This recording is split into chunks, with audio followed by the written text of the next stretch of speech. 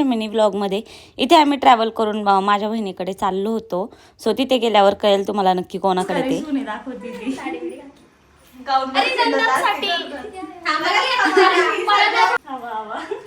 व्यवस्थित घ्या, व्यवस्थित दिसलं पाहिजे.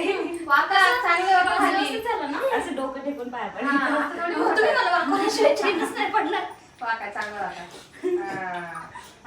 तर आम्ही प्रगतीकडे गेलेलो आणि तिचा आम्ही गेल्याच पाहुणचार सुरू झाला. इथे तुम्हाला दिव्या पण ब्लॉगिंग करताना दिसत असेल, जी की आहे प्रगतीची नणंद. तर इथे त्यांचा पण चॅनल आहे, स्पेशली त्यांचं रेसिपी चॅनल आहे. त्याचसोबत ते लाईफस्टाईल ब्लॉगिंग पण रन करतात. तर त्यांच्या चॅनलच्या लिंक्स मी वेळोवेळी तुमच्यासोबत शेअर करेलच, त्यावेळी त्यांना नक्की सपोर्ट करा. आपल्यापेक्षा जास्त हाईप असलेलं त्यांचं चॅनल आहे. खूप छान वाटलं आणि त्यांना भेटून.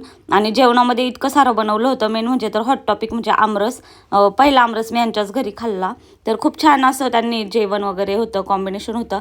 मला तर टेन्शन आलं, 1 तास तर मी फक्त जेवणच करत होते, इतके सारे मेनू होते. आणि मी सांगण्यापेक्षा तुम्ही डोळ्यांनी पाहिलेलं जास्त चांगलं. तुम्हालाही तोंडाला पाणी सुटेल आय होप हे सगळं बघून. सो छान अशी टेस्ट होती आणि त्यांनी सगळ्यांनी मिळून एवढं सगळं आमच्यासाठी बनवलं होतं. आणि 2 कंटेंट क्रिएटर एकत्र आले की त्यांचं कंटेंट रिलेटेडच नॉलेज शेअर वगैरे चालू असतं एकमेकांशी.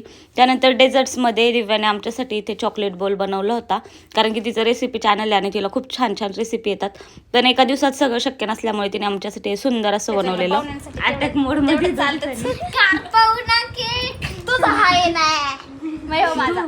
अटॅक मोड मध्ये बाबा किती हॅपी बर्थडे टू यू. जे की आम्हाला खूप आवडलं. बाहेर मिळतं त्यापेक्षा 10 पटीने चांगलं तर ते नक्कीच आहे. त्यांच्या पण व्लॉग्सची मी लिंक इथे शेअर करेल. तो त्याच्यामध्ये जेन्युअन रिव्ह्यू आहे, कारण की मी मोठा व्लॉग शूट नव्हता केला, त्यामुळे मी थोडक्यात इथे आवरते. आणि गणशू बघा तिचं फेवरेट येतं, कसा ताव मारत होती ह्या सगळ्यावरती. त्यानंतर ना तुम्ही लाजाळूचं झाड पाहिलं असेल. आपण लहान असताना आपल्याला ह्या गोष्टी करायला खूप जास्त छान वाटायच्या. ह्या झाडाला हात लावला की ते पानं मिटकून घेतं त्याची. तर आमच्या दारामध्ये होतं लहानपणी. सो तिथे मला दिसलं तर मी पण त्या झाडासोबत थोडंसं खेळत होते. खरं तर झाडांना त्रास देणं चुकीचं आहे, पण एक लहानपणीची आठवण म्हणून.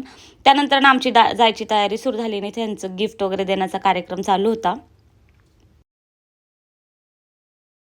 म्हणजे मावशींनी दिले, माझ्या फक्त वहिनीचं नाव आहे. आणि हे आमच्या लाडक्या नंदे नेक्स्ट टाइम येताना विचार करून येईन आता खरंच. का म्हणजे दरवेळेस काय अरे खरं तर या सगळ्याची काही गरज नव्हती, पण आता त्यांनी केलं एवढं प्रेमाने, तर मग आम्ही त्याचा आनंदाने स्वीकार केला. आणि काय गिफ्ट वगैरे आहे ते मी तुम्हाला नेक्स्ट व्लॉगमध्ये दाखवेल. नंतर आम्ही घरी येण्यासाठी निघालो. आम्ही सोडवतो घरी. चला चला चला बाय करा आता. Bye bye.